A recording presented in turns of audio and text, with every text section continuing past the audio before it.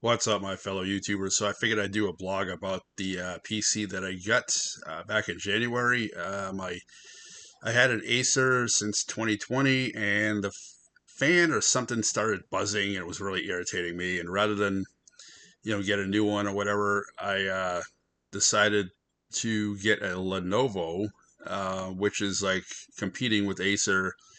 And I read some I watched some YouTube videos on it before I got it, and one thing I noticed is that the deal that I got, it was under 1,000, and even with going through Affinity, like a 2-year plan, 47 a month, um, I still paid a little bit under 1,000, even with the high percentage of the interest. It was still under 1,000, and the PC itself was a beast. So I noticed lately, like I went back to see how many they sold, and that particular deal was off the table, meaning that like all the videos I watched on YouTube, it had it, but it wasn't as powerful. This one was like twice as powerful as the stuff that I saw on the YouTube videos, and almost like half the price. So it's almost like maybe that was just a winter deal, but I figured I'd show it to you. This is what I got. And Lenovo IdeaPad 3 Pro 15.6 Ryzen 5 RTX 2050 gaming laptop. 15.6 inches FHD AMD Ryzen 5 5500H GeForce RTX 2050 64 gigs of RAM. I mean, that's a beast right there.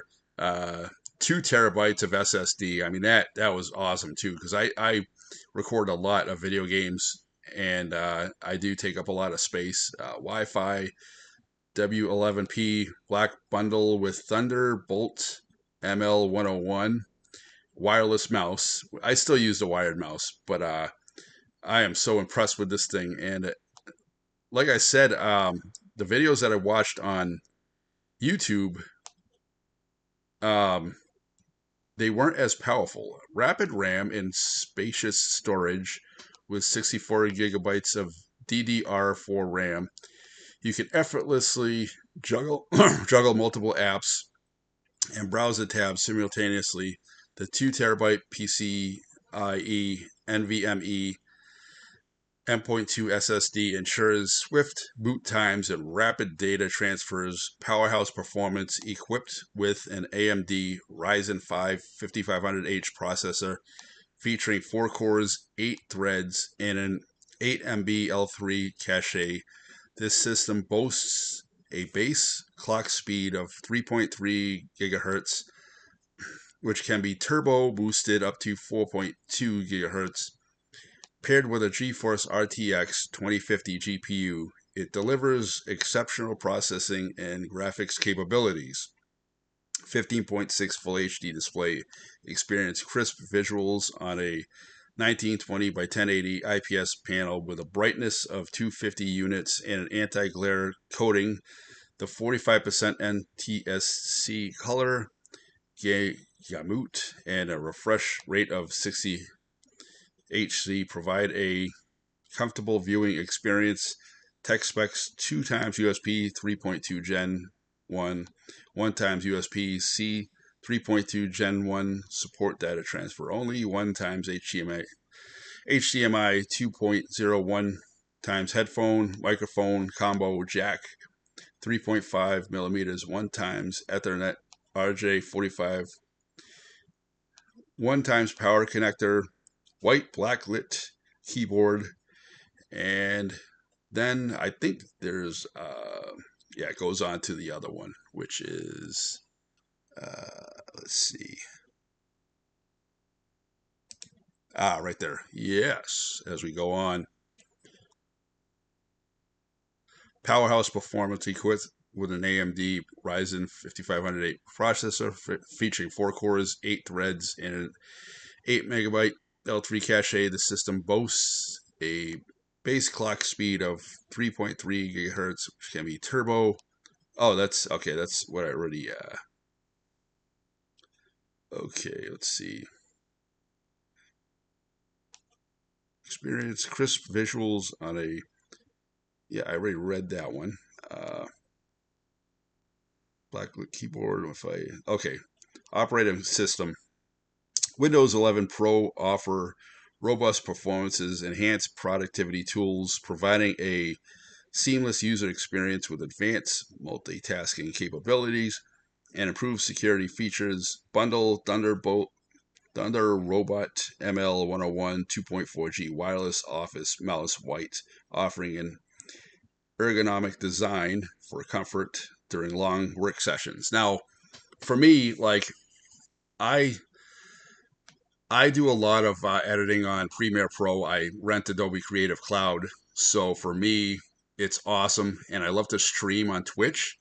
Um, the only thing I've noticed in the past month, and it fixed itself after rebooting a lot of times, is I would get a message saying, Windows error, it's rebooting, it's fixing. It would freeze on me frequently, like right in the middle of editing a video on Premiere Pro or right in the middle of streaming.